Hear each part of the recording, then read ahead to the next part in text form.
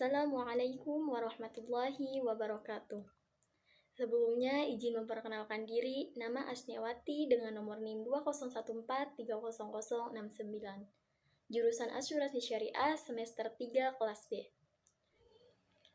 Video ini saya buat untuk memenuhi tugas pengantar ilmu ekonomi makro dengan dosen pengampu Bapak Trisna Taufik Darmawasya ME. Di mana di sini saya akan menyimpulkan dari sebuah video yang sudah dikirimkan tentang sihir uang kertas.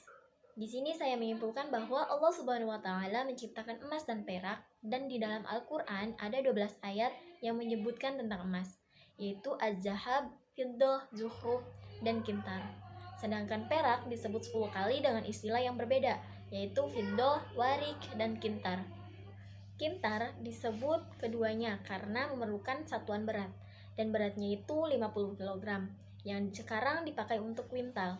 Nah, di dalam Al-Quran, Allah merujuk kepada satu nilai, yang nilainya besar, lalu disebut dengan emas. Sedangkan menyebut harga, nilai, angka, ataupun timbangannya yang kecil, itu disebut dengan perak. Jadi, pertama kali Allah menciptakan emas dan perak adalah sebagai harta. Karena itu fitrah manusia untuk mencintai emas dan perak, sebagaimana mencintai kuda, tanaman, anak-anak, laki-laki, dan perempuan. Emas dan perak sebagai harta yang nilainya besar dan kecil adalah harta yang harus berputar. Allah Subhanahu wa taala mengancam hukuman yang sangat berat bagi orang-orang yang menyimpan emas dan perak.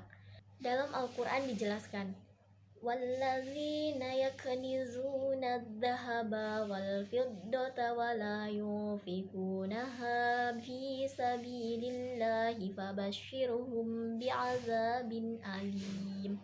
Dimana yang artinya itu, dan orang-orang yang menyimpan emas dan perak dan tidak menginfakannya atau membelanjakannya di jalan Allah, maka beritahukanlah kabar gembira kepada mereka bahwa mereka akan mendapat azab yang sangat pedih. Jadi, tidak boleh seorang muslim menyimpan emas dan peraknya, tetapi harus diedarkan. Untuk mengedarkannya, maka emas tersebut harus dirubah menjadi koin sebagai alat tukar, dan haram hukumnya menggunakan emas untuk apapun. Rasulullah Shallallahu Alaihi Wasallam mengatakan bahwa orang-orang yang meminum dari cangkir yang terbuat dari emas itu sama saja seperti ia menuangkan api neraka ke dalam perutnya. Dan kaum perempuan diizinkan untuk menggunakan emas sebagai alat perhiasan, dan laki-laki tidak diperbolehkan untuk menggunakan emas karena itu adalah hukumnya haram. Pada zaman dahulu, emas dan perak merupakan mata uang resmi. Berdasarkan sebuah video tersebut, dinar dan dirham bahkan sempat beredar luas di Nusantara. Kemudian fungsi dinar dan dirham digantikan oleh logam dan uang kertas. Dalam video tersebut, dijelaskan bahwa 1 dinar mengandung emas 22 karat, seberat 4,25 gram. Sementara dirham adalah perak murni seberat 2,975 gram. Jika dihubungkan dengan bahan makanan pokok, keduanya sangat stabil, bahkan tidak terjadi inflasi sejak awal sejarah hadirnya agama Islam. Sebagai contoh, betapa stabilnya dinar dan dirham dalam video Bapak James Said tersebut memberikan contoh jika 14 abad yang lalu harga seekor ayam adalah 1 dirham. Hingga saat ini harga seekor ayam masih tetap 1 dirham. Berbeda dengan sistem uang kertas yang diberlakukan oleh elit global kini, James Said menyebutkan bahwa manusia disihir seolah uang kertas mempunyai nilai, sementara emas dan perak itu sendiri disimpan oleh mereka yang mencetak uang kertas. Jadi, mungkin maksudnya uang kertas yang beredar saat ini tidak benar-benar memiliki nilai seperti dinar dan dirham. Itu hanyalah kertas dengan nominal yang dibuat dan diedarkan.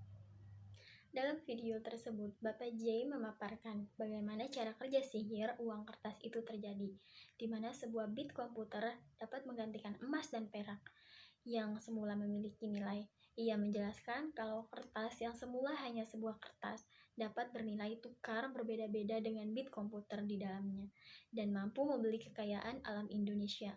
Kebanyakan orang memiliki uang kertas, menyimpannya di bank dalam bentuk tabungan, giro, maupun deposit.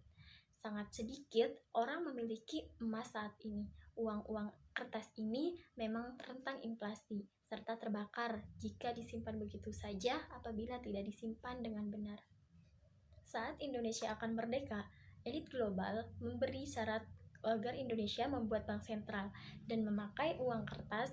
Uang kertas di Indonesia itu sendiri muncul bersamaan dengan konsep negara nasional, ditambah hutang warisan Hindia Belanda yang harus ditanggung. Saat ini, apabila seseorang memiliki uang dan membelikannya sesuatu, seperti membeli 2 ekor ayam dengan uang kertas Rp100.000, maka ayam tersebut memiliki nilai, sementara uang yang digunakan untuk membeli ayam tersebut sesungguhnya tidak bernilai apa-apa. Jika dibagi menjadi 2 bagian, tidak dapat membeli masing-masing seekor ayam. Itulah yang dimaksud dari jaim sebagai sihir uang kertas tersebut. Kebohongan lain yang diciptakan sistem uang kertas menurut jaim adalah redenominasi atau penyederhanaan nilai mata uang. Nah, redenominasi ini dilakukan ketika uang yang ada mulai dirasa tidak cukup nilainya, sehingga dilakukan untuk menutupi inflasi, bukan mengatasi inflasi yang terjadi. Dari pemaparan materi Zaim Saidi tadi, jadi dapat disimpulkan lagi bahwa jika sistem perbankan mengadopsi ketidakadilan dan pembodohan dengan beredarnya uang kertas di seluruh dunia dan menyimpulkan nilai berbeda-beda berdasarkan nilai tukar yang berlaku. Berbeda juga dengan emas dan perak. Harga kedua benda tersebut sama adil dan tidak ada perbedaan berdasarkan asal negara maupun cara mendapatkannya. Keduanya juga dibedakan dengan kadar dan berat massa emas dan perak itu sendiri. Baiklah, mungkin hanya itu saja yang dapat saya simpulkan dari video yang dikirim oleh Patrisna Taufik Darmawasya ME. Kurang lebihnya mohon maaf apabila ada kata-kata yang salah, mohon dimaafkan. Akhirul kalam, wassalamualaikum warahmatullahi wabarakatuh.